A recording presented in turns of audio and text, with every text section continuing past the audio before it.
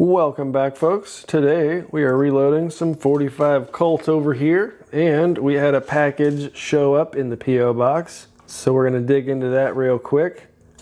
We got the wife's nice crafty scissors off the bench behind us there. Hey, what do you know, it's some more brass. Ooh. It looks like we've got some Virgin 45 Colt 100 count brand new Remington head stamps. So that's freaking sweet. But guess what? I've already got some ready to go. So that's a nice addition to the stockpile. We will go ahead and fully prep all those and get them primed and ready to go. But anyways, we're going to be loading some up right now. Oh, also, I got these from the Reloading Discord. The buy-sell trade channel over there, still pretty useful. There's all kinds of people that are starting to actually get out of it already. They're all like, oh man, reloading isn't quite as fun as I thought. Let me sell all this crap I just bought at double the normal price. So if you hop on there, the Reloading Discord, that's discord.gg/reloading. I'm not affiliated, but it's still useful to use the buy-sell trade channel. If you have some range brass to offload, or if you're looking for something specific, you can put out a want to buy post and go from there. Anyways, we're loading up 45 Colt today. These are the Lee 452-252 semi-wad cutter. We are cast with range scrap and just a little bit of pure lead, so probably an 8 to a 10 on the BHN hardness scale. We have these sized down to 452. And here's a little dummy round for you. A nice healthy crimp at the top there. And this was just a spare Winchester case I had. But anyways, that's what we look like when we are completed. And I've already got 30 of them charged with powder here and bullets seated. But over here, we are only at the prepped stage with Remington primers there, I believe. And we can see our mouth is flared and ready for powders and bullets. And also, if you noticed, I have the RCBS tray that I don't like. It's actually the only one I have big enough for this case. So I guess I'm thankful I have it around, but otherwise I hate it. It actually works pretty well for these, but maybe a taller case or anything skinnier, they don't work so well. Okay, anyways, I'm still blabbing on, but we're going to be using the Hodgdon 700X powder here. You know, that's one of our favorites on the channel. You can see it's just a nice flaky powder there. It actually has some little white specks in it every once in a while. I kind of jokingly call it white dot because, you know, red dot has red dots, green dot has green dots, so on and so forth. Well, 700X has little white dots in it, so I got me some white dot powder. How about that? So anyways, we are using just 5 grains of powder today. And as you can see, our case fill is just about nothing. Yep, that's a very small charge of powder in a very large voluminous case. However, these really fast burning powders such as 700X work very well just for that. And if I didn't mention it, my already slightly softer alloy here, these weigh about 260 grains. So based on our load data, 250 grain, they say 4 to 5.7. So I went with 5 grains. That's definitely not going to be a max charge for 260 grains. So 5 grains, I felt safe. So we might be doing 600 to 700 feet per second, I'm guessing. So that should be a pretty mild load with this one, I suppose.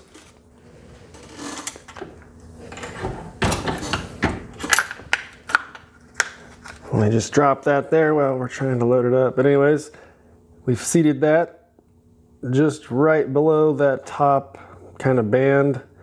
And then once we got to crimp that, it'll actually slide in there very nicely. So there we go. We got a few more to do here. And after we crimp, we will use our cylinder to do the plunking test. And we're going to be crimping with the Lee factory crimp die. So we'll go ahead and get these knocked out. Let's make sure our powder measure is still dialed in, and we'll get a move on with it. Okay, so I've just been doing the single stroke today. Sometimes you'll see I'll do a double up and then a double down, but today we're just doing the single up and down. Sometimes with a large charge of a flake powder, you might get stuck and hung up here. But with this 5 grains, it's being pretty smooth. Let me see, I wasn't counting, but I'm hoping that's 10 charges. And I didn't zero my scale, so that, whoops. Let me use this other pan. All right, so we're only at 8 charges. Oh, we just got hung up, but that was number 9. And 10, let's check our 10 throw average over here on our scale. And after 10 throws, our average is 50.9, which is roughly 5.1 for a 10 throw average, which is just right above our mark of 5 grains.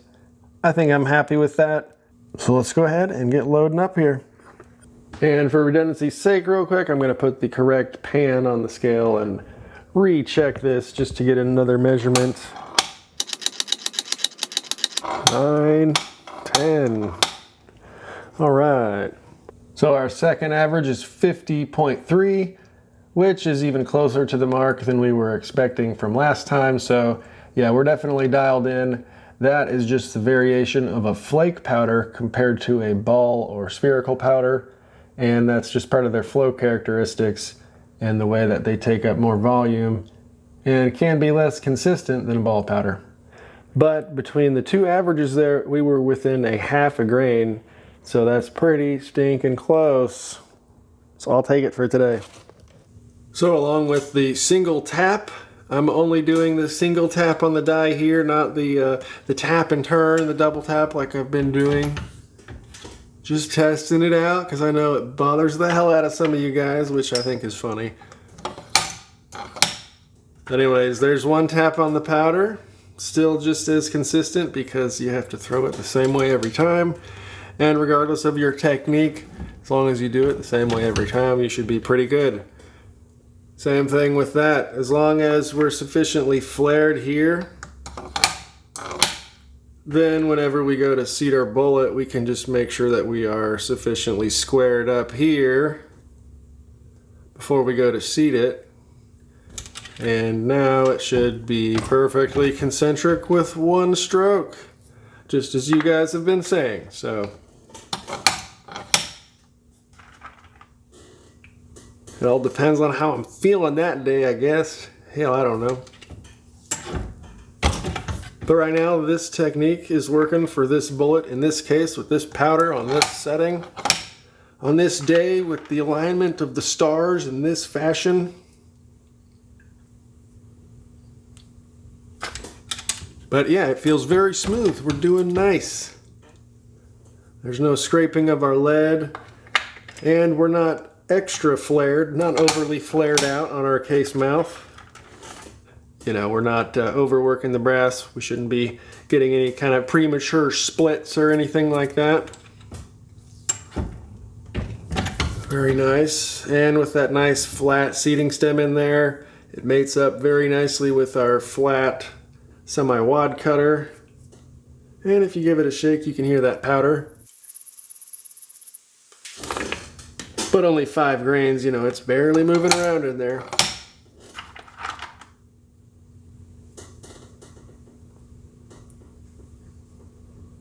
Very nice.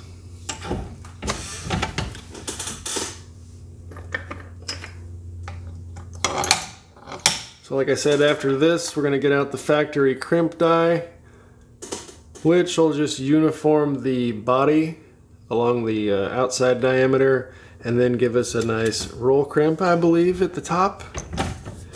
This one is not the collet style, like the other Lee factory crimp dies you might be familiar with for rifles and such, but they do make a collet die for other straight wall style cartridges, such as the 45 Colt. Of course, you can use it for the Casull and the 460 Smith & Wesson as well. Almost dropped it. So anyways, we've been super busy working two full-time jobs. And I know that's no excuse, but anyways, I just haven't been turning on the camera when I have been doing what little reloading I have been doing, so I'm just gonna turn on the camera more often. And whether I'm just barely playing around here, I'll bring you guys along. Or if I'm just prepping brass or trimming or, you know, who knows what, sizing bullets, I'll make sure to include you fellers. Because I know a lot of you guys really hate the shorts. I kind of hate them too, but unfortunately, since I'm not able to do the full-length range time videos and such as often, and by as often I mean like probably not even in the next freaking month, it keeps my channel active in the algorithm and all that bull crap. So it might seem spammy and annoying. It probably is. So if you enjoy the shorts, continue to watch them. If you don't like the shorts, you can choose to skip them if you like. But they help the channel from not completely disappearing while I'm not able to do the full active posting that I would like to do. So don't worry, I don't like these shorts just as much as you don't like the shorts. But I don't hate them either. They're kind of fun sometimes.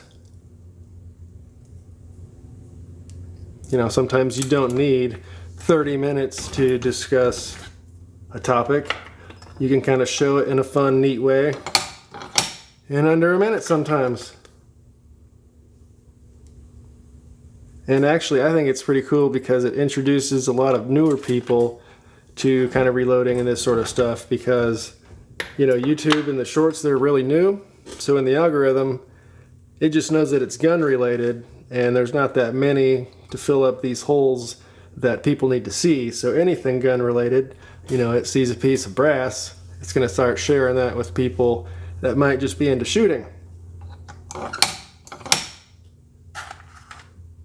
So it kind of brings other people into the hobby, which is cool because, you know, some people might be intimidated by reloading or not aware it's possible or think it's illegal or whatever. But it's a good way to introduce more people to it.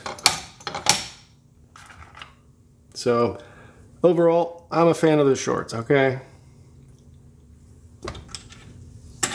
But don't worry, we'll be doing more full-time content, whether it's just anything I'm doing here in the reloading room. So it might not be range time for a while. No chronograph results because I still haven't replaced the one I shot. But we'll still be able to do some fun stuff and keep you guys in the loop without totally disappearing. So let's get this switched out to our crimp die. We'll get on with that.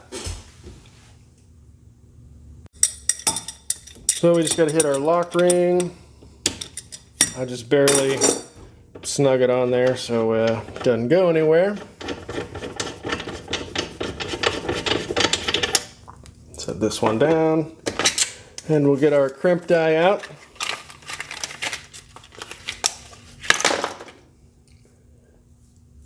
So you see here, this is one of the Lee factory crimp dies. It says 45 Colt. It also works on the 454 Casull. But you see at the bottom here, it actually has a carbide ring right there. And that goes around the body of the projectile and bullet. So that's going to go around the entire body of the case and straighten out any of these kind of imperfections or lumps or fatter parts of the case for whatever reason. And it might even give it that sort of Coke bottle look you might have heard about. But there's nothing wrong with that. That's just the body being sized down. And that way you know you're going to be able to plunk in and out of your cylinder without issue. So enough talking, let's get this set up and going. I think the instruction says make it touch your shell holder and then adjust your stem up top. But I think I'm set up pretty well. Let's see where we're at. Get that set up, hit it with the little lock wrench. And actually I'm going to back this out maybe a quarter turn just so we don't overdo it on the first one. There we go, run him up. I felt it, but just barely. Yeah, that did add a slight crimp, but of course right there we need to roll that in. Give that quarter turn back that I just took out. Yeah, there was a little more resistance. Still not quite what I want to see, but it's definitely enough to plunk here.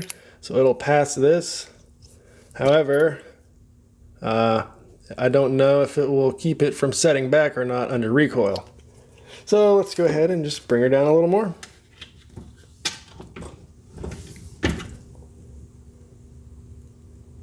Looking a little better.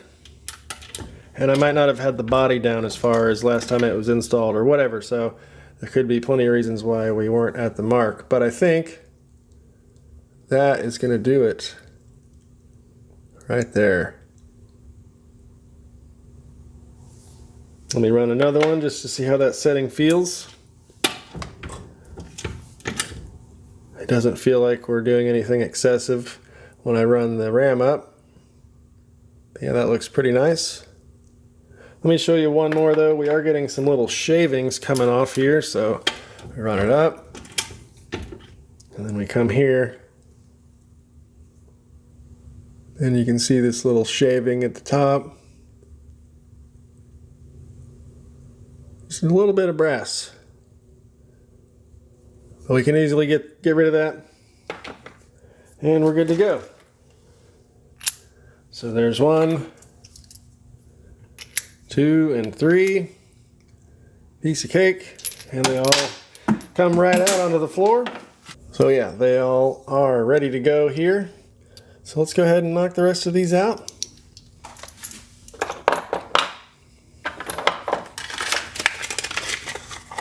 Get the bench cleaned up, get this die put away. Okay, and actually put our projectiles away because we can put our ammo into our box. Oh man, these are going to go everywhere. I'm going to drop it. Okay. And yeah, check it out. I'm just reusing a Hornady box. You throw some extra tape and a label on it. And now you know what your bullets are in a box that's already made to hold bullets. Pretty sweet, huh? Alright. So we can grab from there. And we can deposit here. And check these out. This is what we were working on the other day. Oh, absolutely nothing. Let me go grab the ones I actually loaded. So first off, we have a 200 grain semi-wad cutter, 700X on that one. And then 230 grain full metal jacket right there for 45 ACP. It's the same diameter, so I just used 225 grain load data. We should be good to go with a nice light charge of that. So now we're on to the 252s. After that, I think I have some 300 and somethings to try out. And maybe even a 405 if I can find some data for that. So let's get through these first, and then we'll try and work on those big heavy suckers. Anyways, these are good to go. And let's go ahead and knock these out.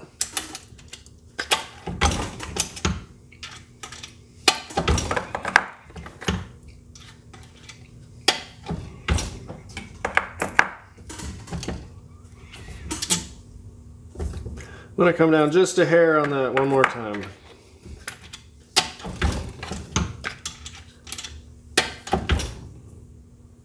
Yep, I like that.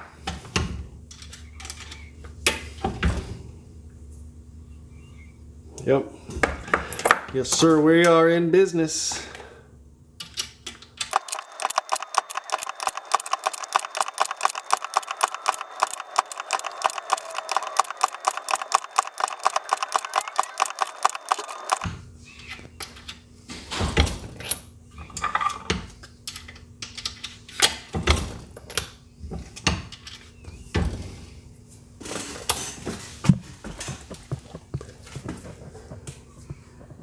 And our final 5 plunk right in and out just perfectly. And there we have it, folks. Just a couple rounds of the 45 Colt loading it up with the 700X 252 grain semi-wad cutter. Not sure when we're going to get some range time, but stay tuned anyways. We're going to keep loading stuff up, and we'll see you in the next video. Have a good one.